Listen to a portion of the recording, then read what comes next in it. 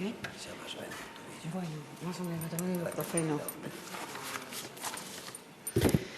Grazas, presidente. Boa tarde, señoras deputadas, señores deputados. Efectivamente, hoxe o Grupo Mixto plantéanos un debate difícil, un debate fundamental, un debate que durante décadas dividiu, enfrontou non solamente, como xa se dixo, a organizacións políticas, a sindicatos, sino o propio movemento feminista, tanto na rúa como nas universidades, tanto na rúa como todo o desenvolvemento teórico do mesmo, porque e permítaseme diferenciar, en un primeiro lugar, prostitución de trata, aínda que na iniciativa e tamén todo o traballo que temos desenvolvido na Comisión de Igualdade está moi vinculado a prostitución, tal e como a definiu a señora Martínez, pon un enfoque sobre dúas posturas fundamentais, abolicionismo e vamos a denominalo as outras dúas posturas, entender a prostitución como unha actividade ou como un traballo.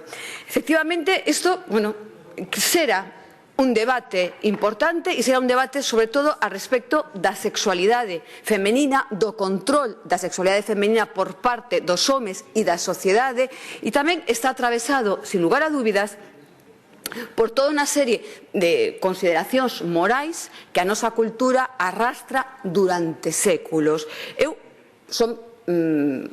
creo definirme como unha muller feminista que non son abolicionista, que non creo que ese sexa o camiño, mas entendo a profundidade e a dificultade do proceso no que estamos, e tamén atendo e entendo que as leis abolicionistas nos arrosan datos que nos deben obligar a pensar sobre a situación na que vivimos. Eu creo que a prostitución é un debate fundamental, importantísimo, que existe un mundo que non miramos, pero que está aí todos os días e que hoxe chega á Cámara.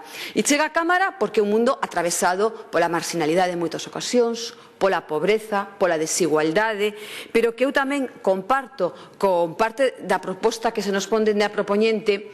Si miramos para outro lado, aquelas que máis sufren son as que estamos penalizando. E eu tampouco creo que ninguén de nós se saquen de xulgar a esas mulleres, e moito menos sexamos quen de negarlle recursos, apoio e realmente negarlle a condición que se reclama en algún dos puntos desta iniciativa de que unha actividade que ao ser realizada e non ter posibilidades nin de paro, nin de xubilación, arrastra estas mulleres aínda a ser máis marxinais en todos os ámbitos da súa vida, incluída a vellez. Por iso, eu creo que non é un debate que podamos, dende logo, arranxar aquí, pero que non é un debate fácil, e cando simplemente decimos prohibila, tamén estamos obligando de alguna forma a que se exerza aínda de xeito máis escondido ou de xeito máis perseguido para esas mulleres, e poden ser as mesmas a que acaben sufrindo máis.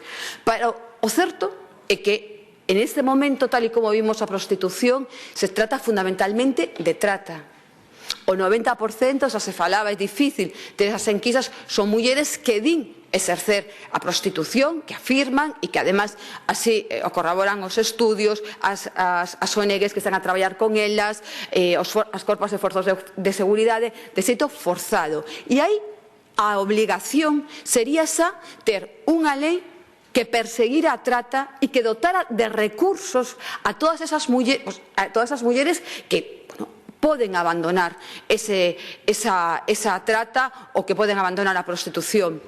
Unha muller que abandona a prostitución, aínda que veña de ter sido unha muller obxecto de trata, ten moi poucas axudas públicas e moi poucas axudas para poder salir desa situación, tanto económicas como de vivenda, como de acceso a un traballo, e xa non digo de recuperación psicolóxica ou de refacer o seu proxecto vital. Moitas delas son mulleres que teñen fillos, que teñen fillas, mulleres que teñen as súas familias en países de orixen que están, además, sendo extorsionadas por parte desas mafias. Por lo tanto, un problema serio que hoxe se trae en forma de unha moción moi extensa, e a que o BNG presenta simplemente unha enmenda.